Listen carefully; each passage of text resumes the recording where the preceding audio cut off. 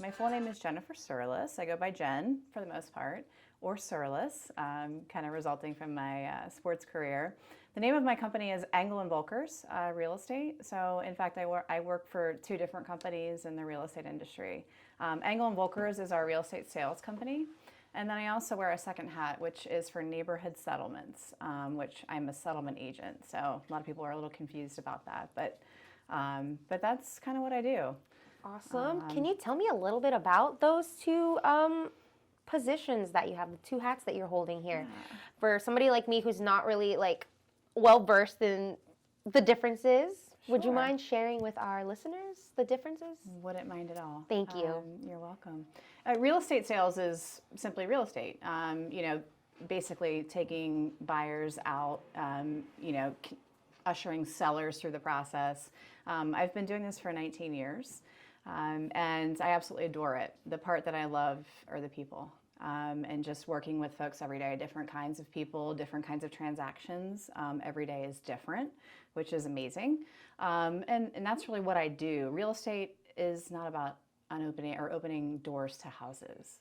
It's really about working with the people and gaining their trust, and then finding them the home that best fits their family, or finding that sale or that sale price, or walking into a room with them and saying, you know what, actually you don't need to sell your home. This is the best fit for you based on what the market has right now. So again, that's kind of who I am, and how I get my clients and how I keep my clients. Awesome. And how I want to continue to be. And then can you tell me a little bit, you said you were in sports before. Can you touch on that a little bit and your journey and how you got into sports and then how you got here into the real estate industry? Yeah, absolutely. Born and raised in southwestern Pennsylvania. I was the youngest of three siblings, two older brothers that kind of kicked me around. So I felt like I was molded from the jump as far as being an athlete and a competitor. And so I ended up coming to the Northern Virginia area back in 1997 to show transparency of age. And you look great. Thank you. I came to George Mason University and to play basketball. Oh, and wow. So I went to George Mason on a full athletic scholarship. And coming out of Western Pennsylvania, where I came from, was a big deal. Because it's very blue collar, and everybody there, if you make it out of that area, it's wonderful. And both myself and my two brothers that were college football players, we've all made our journeys out of the area and into the sports world. And I think that really molded us to who we are right now. So I played 4 years at George Mason. The basketball? Played basketball, as a scholarship athlete. And then finished in Mason in 2001 and went over into Europe. Overseas. Oh, whoa. Yeah. Do they have basketball teams over there? I'm not. They do. They have, shook. depending on the locations, depending on what part of the area of Europe or wherever, the leagues get bigger or smaller. So I played my first season in the Netherlands, which was incredible. Wow. And then I played my second season in Turkey. Girl, you're just like a little globetrotter, literally. Well, not quite, if you know the basketball world, but yes, I did tour around, and in hindsight, wish I would have done it a little bit longer. Oh, why didn't you? In fact, the reason why I didn't is when I finished my season in Turkey, that was in 2002. The world was going through, some things and war and what have you. And I actually got invited to play for a semi-development league to the women's WNBA. Which was a league called the NWVL, and it was a smaller league. And the team that I got sort of, placed on, if you will, was in Alabama. Okay. And I met some really incredible folks there. And then prior to going there, I had touched down back in Northern Virginia and met a gentleman who did some organization, some travel basketball organizations. And he had remembered me and gave me a call. He was partnering with a couple of other gentlemen and opening a new sports broadcasting company. Whoa. So they called and they said, hey, Jen, we wanted you to kind of head up the women's basketball side of this new company that we're starting up. Whoa. So I left basketball and came back to Leesburg, which is where our office was. Everything comes full circle in life, and here I am many, many years later. But came back here and worked for that startup company for a year. And then I met a gentleman who was a pretty well-known real estate agent at that time and was an investor in that company, and then pulled me into real estate simultaneously. Okay, so that's how you got your feet dipped in there. That is how I segued right into real estate in my mind, kind of from that professional playing, time, Yeah. Which was real neat and something that I certainly cherish at this point in time still. How do you feel that being an athlete has shaped you with your current position now? Wow, that's a good question. Probably one of the most profound questions that I get as being an entrepreneur. Being an athlete really molds you. It teaches you how to not just be a teammate, but to work, to fight, to win. There certainly are losses as well, but it teaches you how to compete, and it teaches you how to be a part of a team and how to work with other people, as well as being on time and performing at your best at all times. Because at the end of that buzzer, that shot clock, it's a win or a loss. And so that is kind of how I run my business today. I run it based on organization. A perfect practice makes a perfect performance. That's right. And so that is how I certainly have translated my athletic career into my current real estate career. Okay, love that. Yeah, and now, thank you. can you tell me a little bit about marketing for your business? How are you getting the word out there? How are you getting out there to the people about your services? Are you big on social media or anything? You know what? I got to be really honest with you. Please. And that's the only way I am, is very transparent. Marketing is probably the most deficient part of me, as far as putting myself out there and engaging in, certain events and being consistent in social media. That is one of my goals. It seems like every year as I get older is to be consistent and to be present in the market and with people. Yes. And with events, because that's really how we get out, no matter what industry that we're in, right? Absolutely. Is that we are involved, that we meet people, people like us, that we like them, and that we end up working together in some fashion. And for me, it's not about real estate. It's about adapting that rapport. Yeah. And then it could be a year, it could be 2 years, 3 years down the road, but I want them to call me. No matter what advice, but at the end of the day, how I earn a living and how, I feed my family and my children is by closing real estate deals. Absolutely. So that is my end goal. Yeah. And what is your one of your biggest tips on how to build relationships with your clients? Because it's not just about a transaction. It's not just, all right, well, have a good one. It was nice, Like, how important is that to you? It's extremely important. It's, in fact, the most important thing to me is my relationship with my clients. My clients, sometimes people tell me this is a good thing or a bad thing, is that I end up being friends with my clients. My clients, Excuse me. My clients are my friends, and my friends are my clients, and those kind of are interchangeable to me because I'm myself. I am who I am. And as I've gotten older, I've realized that I can walk up to anybody, whether I'm, dressed professionally, or I tend to work at times in my athletic attire and look, if you will. But I'm just very honest. I'm very transparent. And like I remind my kids every night and every morning, be yourself. And that's who I am. I am myself. I love that. Yeah. That's great advice, actually, because if you do put up a front, I feel like you'll get so tired. So just be yourself, and people who are meant to work with you and want to be around you will be around you. It's just everybody wins. And you know what? As you say that, it goes the same for the professional person. Sometimes you come across people that just aren't a good fit for you, and that you can tell that they don't appreciate who you are or that you are yourself. They want you to be something else. And it's taken many years and many simple answers of no, right? But I'm okay with not working with those people. There we go. That's right. It's like, it's not for everybody, and that's okay. It doesn't have to be like anything bad. It's just everybody can find who is best for them, and that's fine. 100%. Yes. 100%. Sorry. That's okay. It's, what? It is allergy season out here. It is, and I'm kind of choking on my water too. Yeah. So let me get another sip. But No, that's a great answer.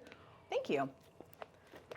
And then what do you like to do in your free time? Are you still playing basketball on your own? I haven't touched a basketball and I can't, well, I take that back. I do touch a basketball.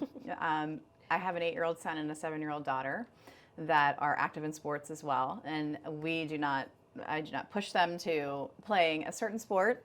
But we do have some neighbors that have some basketball hoops as well as we do. So I do touch a basketball.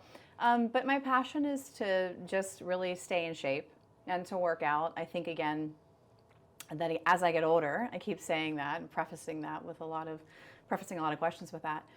It's really important to stay active and to find our release, right? Yes. What makes us happy? What gets our endorphins going? What makes us smile? What makes us feel the best so that we can deliver the best? And so my routine is fitness, to an extent. I mean, I like to play hard and work hard. Yeah. But I do cherish getting into the gym, going for a walk when the sun is at its best, and eating healthy, when I can control that. Yeah. So that is really like my true love outside of my family and my real estate business is making me be the best. Absolutely. Whatever I can do to fuel myself. So love that. And then how are you finding balance to do all of this and then hold your 2 positions in the real estate market? That's an excellent question, and that answer changes on an annual basis, if not a monthly or a daily basis. It's taken a lot of time. I've worked in both industries, or the same industry, but in both companies for, like I said earlier, 19 years. Yeah. Having my real estate settlement license 2 weeks prior to getting my realtor license. And sometimes life gets really busy, but I've learned over the years that what is most important to me, which is my family and my health, that comes first and foremost. And so that has been kind of at the top of my mind, and at least I try to get back to that. Yeah. If I lose sight of it, to just kind of keep that balance. And a part of that balance is taking care of myself. Yes. Because we can all take care of other people, our children, our spouses, our partners, and our clients. But if we don't take care of ourselves, guess what? We're not the best version of ourselves. No, we're not. That's so true. And often looked over sometimes, but not intentionally. Maybe intentionally, but I think it just, you're subconsciously doing that and you forget, like, hey, you need to care for yourself before you're going to care for others, because there's only one you. Absolutely. And honestly, I talk to my clients about that too, and they appreciate that. I'm like, hey, I'm actually in the gym right now, but I'll be back in 45 minutes, and I'm on top of that, and they trust that I'm going to deliver. Yes. And that's all earned over time. Yes. But it's about being honest and knowing what you need, and then kind of going from there. Absolutely. Yeah. And now, what have been some struggles that you are facing right now in the real estate industry that you have learned to either kind of pivot or work with it, with any issues that are going on? Well, obviously the most, I think, profound thing in real estate now for anybody that is on the exterior or on the interior, or I'll use my sports analogy, which I always do, on the court actually participating in the game or sitting in the stands, is for buyers is the interest rates, right? We all look back to 3 years ago, 4 years ago, when the rates were under 3%. Yes. And we were buying and we were able to afford the homes. I mean, let's be honest, we live in the melting pot, right, of the United States. For the most part, we live in the wealthiest county in being here in Loudoun County. And so finding homes for people at such a high interest rate is a challenge right now. Some of our folks that we've been working with for years could afford a home at X price. When the interest rates double, guess what? That cuts their buying power in half as well. Yeah. So it's all relative. So that's really difficult for buyers. In addition to that, is the inventory. There's a lack of inventory right now. Yeah. Because guess what? Again, my sports analogy, you can't win on both sides of the field. So you can't sell at the highest price point and then segue into a home at ease. You're going to fight for it. Yep. You're going to overpay for it. You're going to compete for it. But you might get it. So that's the biggest challenge when I meet with people. If you're a seller and you're selling and you're downsizing or you're relocating, or for unforeseen circumstances, you're going to be in temporary housing or rentals. You're gonna thrive as a seller right now, just with the amount of demand for homes and the lack of supply. Yeah. So those are really the biggest challenges right now. Yes. Thank you for giving us some insight and words of wisdom there. You're welcome. You're welcome. And how are you keeping up with technology in order to like help you guys and staying on top of that? Like any AI use or just staying on top of the market, like anything that helps you as far as resources? That's really hard. I think technology is a very difficult thing to stay up on, especially somebody at my age in the mid-40s, where technology wasn't our focus. We could perform, we could, maintain Instagram and all those things, but now that we've got all these AIs and we've got these things, and I'll tell you a funny story about that actually. Please. But it's impossible to keep up with technology, in my personal opinion. So I try to hone in on the statistics and how I can best serve my clients. That's first and foremost. And then if I can expand that through platforms that are available that I can take the time to understand, then that's an asset. But I never focus on keeping up with, because you can sit there all day and try to learn new things. That's right. I did use one of the chatbot things. Yeah, probably ChatGPT or something yes, like that. Yes, for something, just again, an aid in synonyms and things like that for a description of something. Yeah. And it kind of bit me in the tail. Oh no. It was funny. It actually cost me a gift card to What? I was listing a property, and again, I could get in trouble for this, but I'm honest and I didn't mean to do anything, but I simply had the chatbot assist me with the description of this condo, right? Yes. So I put the description, I put my request in. And so what I ended up doing was putting in the description of the listing that there were stools based on the, intelligent chatbot. Yes. Said that stools conveyed. And the agent called me out on it that rented the property. And he was like, Jen, where are the stools? And I'm like, what are you talking about? And I had to go back, and sure enough, I put it in there.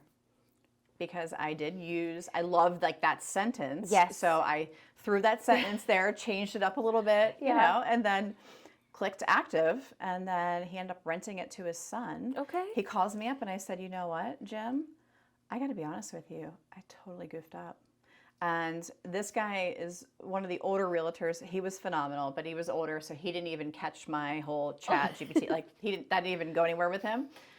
So I ended up sending an Amazon $150 gift certificate to his son as an apology for misleading, if you will, that there were stools that conveyed with the condo. So there's my lesson. Is that a lesson learned? That is my lesson on trying to keep up with technology. Okay, it's not for everybody, right? It's not for everybody. Hey, it's you not tried for it. Everybody. I tried it. Okay, well, thank you for sharing that story with us. I think I'm going to go back to the grassroots of writing my own things, right? Yes. Lesson learned. And also, it's also nice that some people are not using AI. It's like, it'd be weird if every single person, it was the thing, right? It's like you kind of lose your essence a little bit. I agree. The human touch of it all.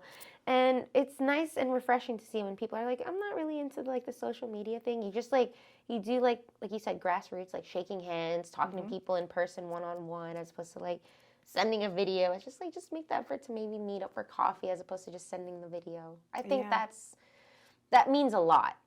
Yeah, I typically do kind of dial back to the grassroots I mean, gosh, this is probably 15 years now.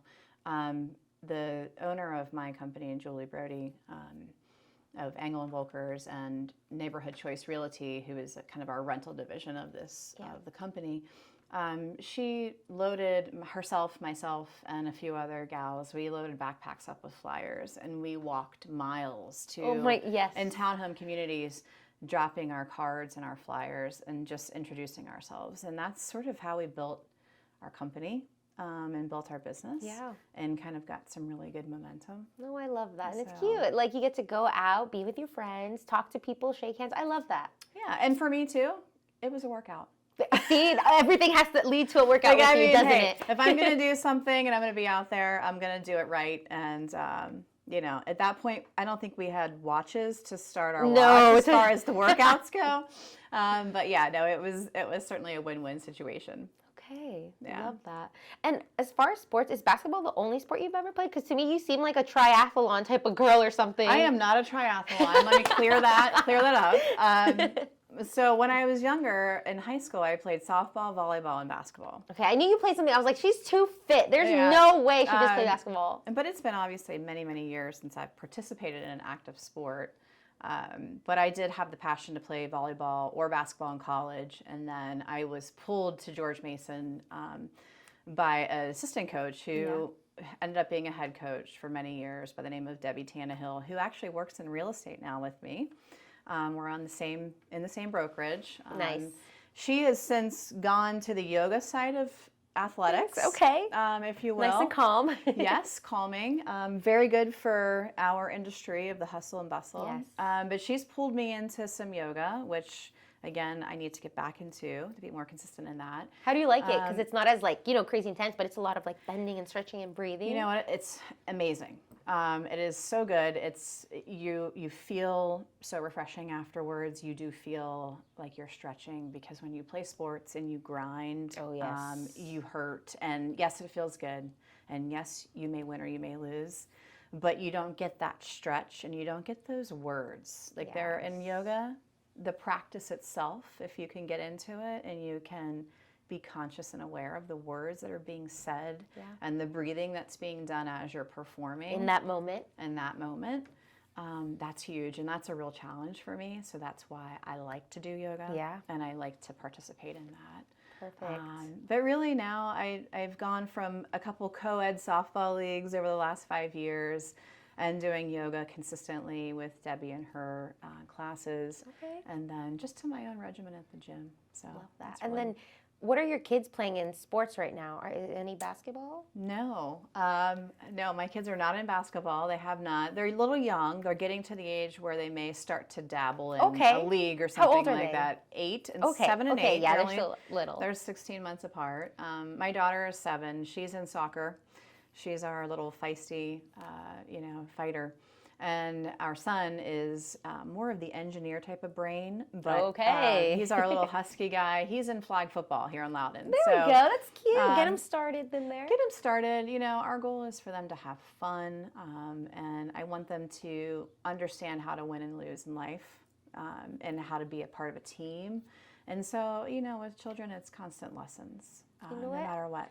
I feel like the way you talk about sports is so different because I feel like the way I look at sports, because I'm not a sports person, I'm just like, it's just like about teams and like rooting and blah, blah, blah. That's just me coming from the outside looking in. But the way you say it is like, yes, you are learning a lot of things. It's more than just about like watching it on TV and like when you're actively participating in it, you're around other peers, you're learning how to work with them and how to work with it yourself. It's more than just like, let's go team, that's my team, that's it, like my team. But you're breaking it down for me in a way that I usually don't think about sports because I'm not a sports person. Right. It's a different outlook, like the way you're using it even just to raise your kids and teach them like some great character traits like in the real world. I don't think about that, but the way you see it is more than just like, it's just a sport, like I want to win. It's completely different. And my husband loves sports, like football, and I'm just like, I don't get it because he doesn't talk about it in this way, and the way you talk about it is amazing. Thank you. Like it just completely changes the narrative for me. It's not, I don't know if that makes any sense, but it's more just like and it does, and there's so much more to sports. Sports is not just a physical thing, it's a mental thing. And then that really is, again, trying to teach my children as far as, okay, if you're losing, how do you carry yourself? How are you sitting on the sidelines? So those are the conversations that, we're having with kids nowadays, and it's really important. And then teaching them how to accept, a win or a loss, because that carries on forever. I mean, that carries into my days. You know, I could being approaching a $2.5 million listing tomorrow and get there and being all pumped up for my game, right? My start time, my buzzer to go off. And then at the end of that game, that buzzer goes off and that seller may look at me and go, you're not the right fit for me. And I have to look them in the eye and say, I respect that. Yeah. And if you change your mind, please know that I'm here. Versus number one, feeling, you know, awful, but number two, and most importantly, showing them how I feel. Yeah. You know, so the mindset, the way you carry yourself in athletics is really true to any occupation. Wow. I feel like I wish I had played sports now because I was just like, oh, I'm not a sports girl. It means I'm this. But no, it's more than that. It's building all these character traits. It's building how to learn to cope in the real world. And it's nice that you have a coach and parents that can help and guide you. I don't know. I just think that's amazing. And maybe I mean, it's never too old, right? But like, it's best when you're young too, when you grow, you take it in like a sponge. So Absolutely. I think that's amazing. Thank you for sharing that piece. I was just a little bit curious and wanted to My pleasure. dive deep into that a little bit more. Yeah, you're welcome. And now for my final question, if you could leave our listeners with any piece of advice or anything that's in your heart, it can be in regards to sports, life, real estate, anything. Wow. What would that message be? Wow, that's going to take me a second. It's okay. I think the most important thing as just, again, thriving in business, winning, losing, you know, understanding those parts of life, the best thing that you can do, the most important thing that you can do is be aware, be conscious of yourself, how you are, but of how the other people are too, so that you can best respond to that, so that you can be your best self for yourself and for the other person that's across the table from you or across a transaction from you or on the other side of the phone with you. That's probably the most important thing for me, is just to be aware, be conscious, be present. Absolutely. Yeah. Thank you so much for being here today and My talking pleasure. to me and sharing your stories. We really appreciate it. Thank you. Thank you for having me.